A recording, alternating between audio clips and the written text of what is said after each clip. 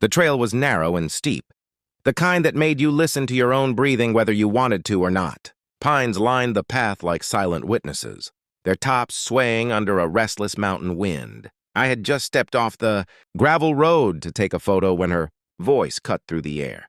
"Hey, you can't be here!"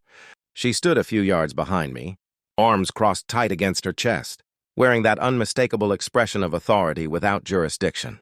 Cho Karen, miles away from any neighborhood, still acting like the mountains needed her permission to exist. She accused me of trespassing, of damaging property, of violating rules she couldn't name. Each word came louder than the last, echoing off the rock faces. I tried to explain that this was public land, that the trail marker was right there. She didn't listen. She stepped closer, finger pointed, voice sharp enough to sting.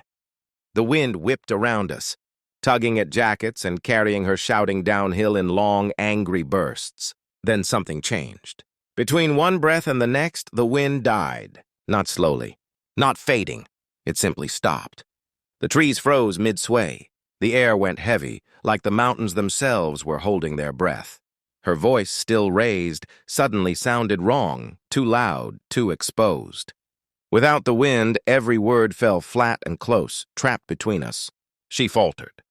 I noticed it before she did. Her shouting turned uneven, uncertain.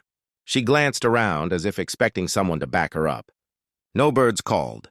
No leaves rustled. Even the distant river noise vanished. The silence pressed in, thick and undeniable. What are you looking at?" she snapped, but the confidence was gone. I hadn't said a word. I didn't need to. The mountains had taken over the conversation. A low creak came from somewhere above us, rock settling, maybe, or a tree shifting its roots. She flinched. The finger dropped.